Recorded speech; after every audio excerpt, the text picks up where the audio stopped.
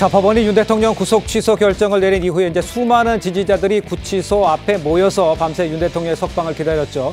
하지만 예상치 못하게 검찰의 후속 조치에 고민이 깊어졌고 27시간여 만에 검찰은 윤 대통령에 대한 석방 지휘서를 서울 구치소에 보내면서 윤 대통령이 석방이 됐습니다. 자, 그 이후의 모습을 저희가 화면을 보면서 제가 다시 한번 좀 정리를 해서 시청자 여러분께 전해드리도록 하겠습니다. 자, 검찰이요, 석방 지휘서가 송부된 이후에 오후 5시 47분 경에 47분경에 윤 대통령 구치소 앞에서 지금 화면에 나오고 있으면 저렇게 차량에서 직접 내려서 정문을 걸어 나왔습니다. 윤 대통령은 거기서 바로 지지자들에게 손을 흔들면서 90도로 허리 숙여 인사를 했는데요. 또 지금 보셨습니다만 주먹을 불끈 쥐기도 했고요. 지지자들은 이 태극기를 흔들면서 환호하는 모습 지금 보셨습니다.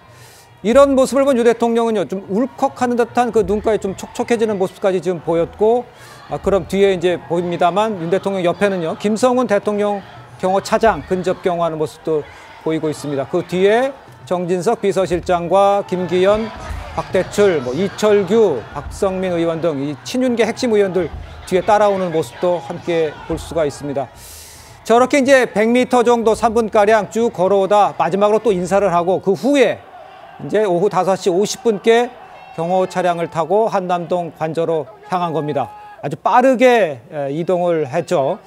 그러면서 윤 대통령과 경호 차량 한 20분 만에 관저에 도착을 했고요. 지금 저건 도착한 모습입니다.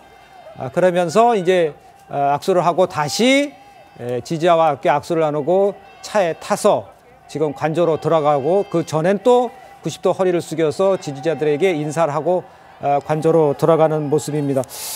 자, 이런 그 대통령이 나와서 이제 관저에서 머물고 있지만 대체 이제 앞으로 남아있는 탄핵 재판도 이제 준비를 해야 되고요. 형사 재판도 준비를 해야 되고 이제 이런 상황이 쭉 이제 이어지고 있는 상황인데 글쎄요. 지금 대통령이 나와서 그 앞으로 아까 쭉 검찰 얘기했었잖아요. 검찰은 앞으로 어떻게 나올 거라고 강 변호사께서는 보십니까?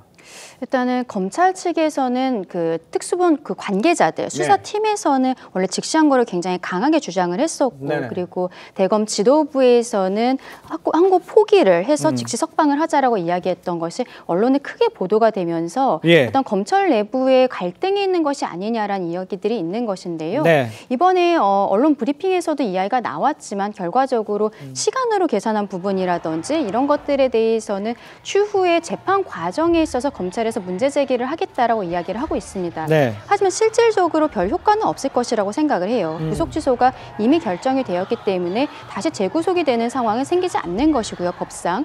그리고 이 시간으로 계산한 부분은 어떻게 보면은 본안 판단과는 전혀 별개의 문제인 것이죠. 문제가 되는 것은 이번 결정에서 후단에 있었던 내용들, 공수처의 수사권에 대한 문제들, 그리고 검찰에 대한 문제도 전 나중에 다시 나올 것이라고 생각을 합니다.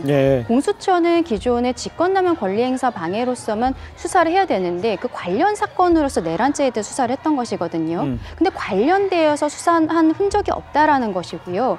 그리고 검찰 같은 경우에도 원래 내란죄에 대한 수사가 없습니다. 그래서 김용현 전 장관에 대해서 검찰에서 영장을 청구를 했을 때 그 핵심 쟁점 중에 하나가 검찰에게 내란죄 수사권이 없는데 이 영장이 발부될 것인가? 근데 영장이 발부가 됐어요. 그때는 왜 그랬냐면 경찰과 관련된 사건은 검찰이 할 수가 있는 거거든요. 그때 조지호 경찰청장, 김봉식 서울청장이 구속이 되어 있는 상황이었었습니다. 그렇다면은 검찰 같은 경우도 똑같은 거예요. 그 지금 경찰과 관련된 사건에서 내란죄로 넘어가야 되는데 이러한 것들이 있었는지에 대해서 아마 향후의 재판 과정에서 대통령 측에서는 굉장히 강하게 주장을 할 것으로 보이고 검찰 측에서는 이번 그 결정이 나온 것이 저는 직시항고에 이익이 없었다라고 생각을 하는 것이요. 처음에 신문을 하고 바로 결정을 내린 게 아니라 열흘 정도의 시간을 두고 검찰과 변호인 측에서 의견을 추가 제출하도록 했어요. 그러면 이 변호인 측에서 어떻게 주장하는지 검찰에서 알고 추가적인 의견서를 제출했지만 법원에서는 여전히 의문이 해소되지 않는다라고 결정을 내린 것이거든요. 그렇기 때문에 직시항고를 했었어도 판사가 바뀌는 것 이외에는 별다른 것이 없지 않았을까. 그러면은 지금 검찰이 어쨌든 현재까지는 1심 재판부에 대해서 설득을 못한 것이기 때문에 이번 재판 과정에 있어서는 그 부분이 쟁점이 될 것이라고 생각합니다. 알겠습니다. 교수님 보시기에 탄핵 재판에 판단에는 어떤 영향을 미칠 거로 예상하세요? 영향이 대단히 제한적이다. 뭐 거의 없다고 저는 생각해요. 탄핵 재판과 이 형사 재판은 성격 자체가 달라요. 네네. 그래서 이 내란죄에 관련된 거는 지금 이 내란죄 혐의에 대해서 헌법재판소에서 이 형법에 위반했느냐 여부를 따져보지 않기로 했다고요. 네네. 이건 지금 형사 재판의 문제이고 기한이 지났기 때문에 구속이 타당하지 않다고 해서 석방이 된 거 아닙니까? 네. 형사 재판은 그렇게 가는 거예요 지금. 네. 그리고 불구속 재판을 받으라는 거예요. 재판을 받지 말라는 것도 아니잖아요. 구속이 맞지 않는다. 여러 가지 이유에 의해서. 그래서 불구속 상태에서 받으라는 것이고 탄핵 재판은 다 아시겠습니다만 숱하게 얘기하는 겁니다만 헌법과 법률 위반했는가 여부를 따져보는 것이고 헌법과 법률 위반해서 위헌적이고 불법적이라면 그 위헌적이고 불법적인 게 과연 대통령을 파면할 정도 중대한 것인가 따지는 거라고요. 예. 그러니까 이건 사실 이 문제는 지금 과대하게 해석될 필요가 없는 겁니다. 이 법원이 판단한 거에 대해서. 예. 제가 볼 땐 전혀란 말은 어법 자체에 엎여 있을지 몰라서 제가 그 말은 피하고 거의 영향이 없다.